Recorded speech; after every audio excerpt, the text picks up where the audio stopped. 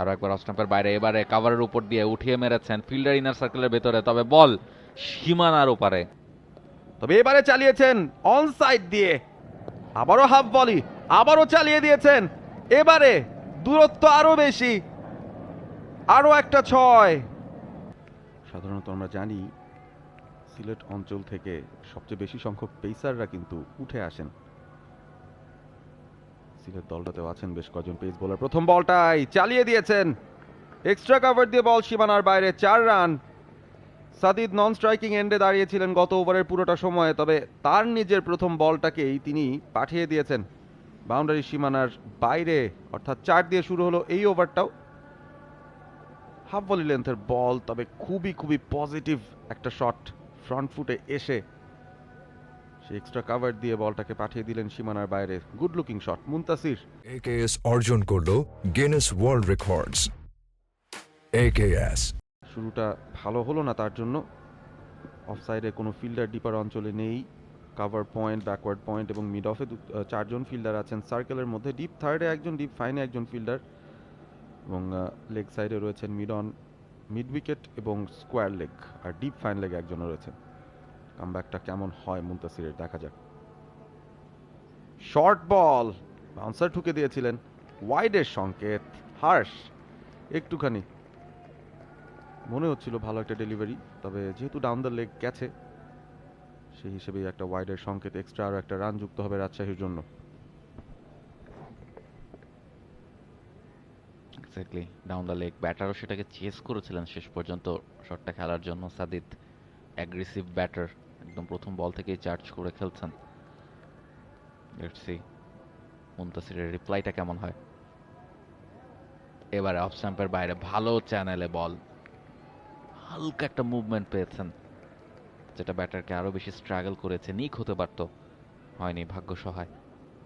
এটা dot ball আদায় করে নিয়েছেন, মহামূল্যবান ডট বল। ইনফ্যাক্ট এটা 10 ওভারের ম্যাচে আপনি যখন ডট বল আদায় করতে পারবেন, ব্যাটারের জন্য নিশ্চয়ই চাপ তৈরি করবে। পরের বলটাকে তার মাথায় রাখতে হবে যে এই বলটা থেকে স্কোর বের করতে হবে।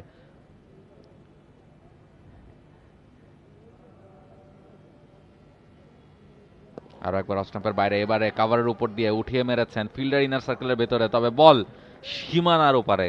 6টি রানের জন্য বিউটিফুল লুকিং শট সাদিদের কাছ থেকে।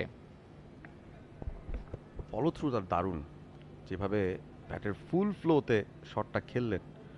একেবারে প্রথম থেকে উদ্দেশ্য ছিল উড়িয়ে মারবেন, এবং বেশ ভালো ডিস্টেন্স পেয়েছে এই শটটা। 3 বল থেকে 10-এ পৌঁছে গেছেন।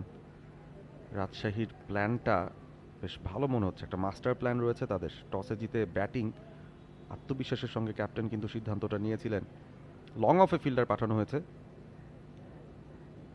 তবে এবারে চালিয়েছেন অন সাইড দিয়ে, এই বলটাও চলে গেছে সীমানার ওপারে। টানা দুটো ছক্কার মার। টি10 ঘরানার ব্যাটিংটা দেখানো শুরু করেছেন সাদিদ। উইকেটে চতুর্পাশে খেলতে পারেন, এক্সট্রা কভার দিয়ে 4, তারপর লং অফের উপর দিয়ে ছক্কা। এবারে খেললেন ব্যাকওয়ার্ড স্কোয়ার লেগের উপর দিয়ে আরও একটা শট, ক্যালিপসো স্টাইল পুল, বল সীমানার ওপারে। চাপে পড়ে গেছেন বোলার মুনতাসির। এই ওভারে 17 রান চলে এসছে 4টা লিগ্যাল বল থেকে।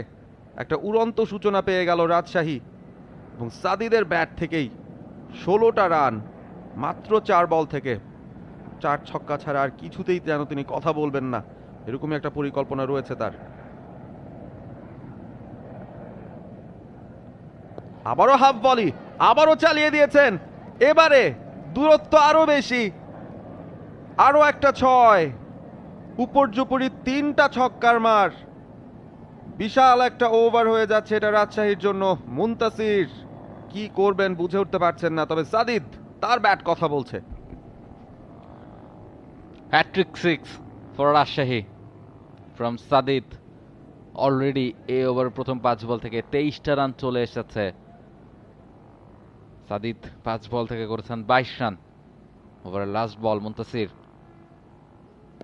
এবারে এজ। ফিল্ডার ছুটছেন বলের নিচে যাওয়ার জন্যে, কিন্তু দুজনে মিলে কনফিউজড হয়ে গেলেন আসলে বলটা কে ধরবেন। যদিও 3 নম্বর জার্সি পরিহিত যে ফিল্ডার আছেন তিনি অনেকক্ষণ বলের নিচে দাঁড়িয়েছিলেন এবং চেষ্টা করছিলেন বলটাকে লুফে নেওয়ার জন্য। শেষ পর্যন্ত হাওয়ায় বলটাকে তিনি হারিয়ে ফেলেছেন। নাহলে সাদিদ তাকে ফিরতে হতো। দ্বিতীয় ওভারে খেলা শেষে 32 এক উইকেটে Rajshahi.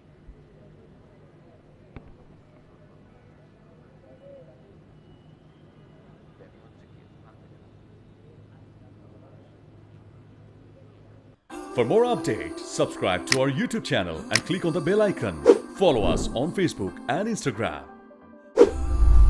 Download T Sports app to enjoy exciting games and highlights. Visit tsports.com.